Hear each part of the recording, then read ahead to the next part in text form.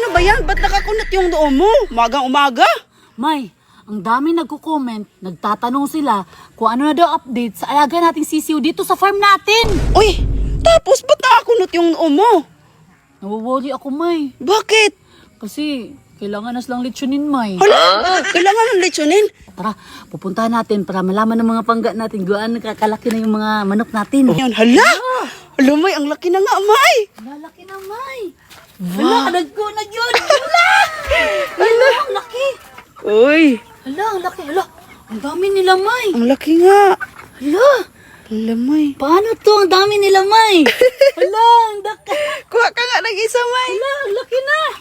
Pwede na nga talaga yan pang ulam, May. Hala, Hala, grabe. hala, ang laki.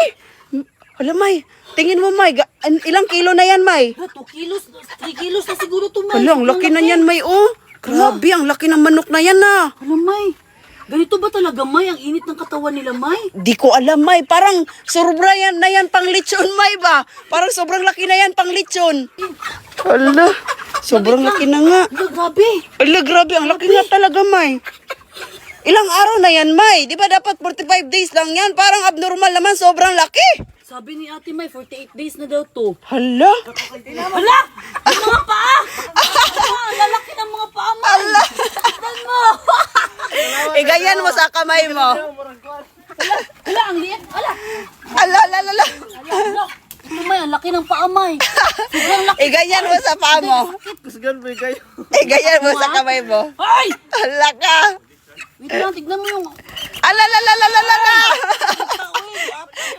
Ala, Ang laki ng kamay, oh! holding hands kayo, May. Holding hands sa manok. Wala ko, man sila lechonin, May. Ganyan talaga yung buhay nila, May. Ganyan talaga ang buhay nila. Lutuin kasi laki na. Masasayang yan, May. Tapos titigas na yung mga laman niya. Ano yan? Dami pa rin natin to ubusin, May. Di ko nga alam paano to ubusin eh.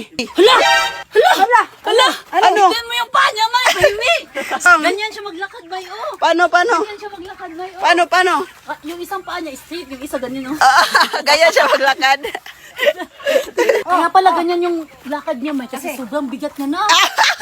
Grabe, gumagawa ka ng kwento ah. May. Baka ganyan talaga kasi yung mga nabili mo eh.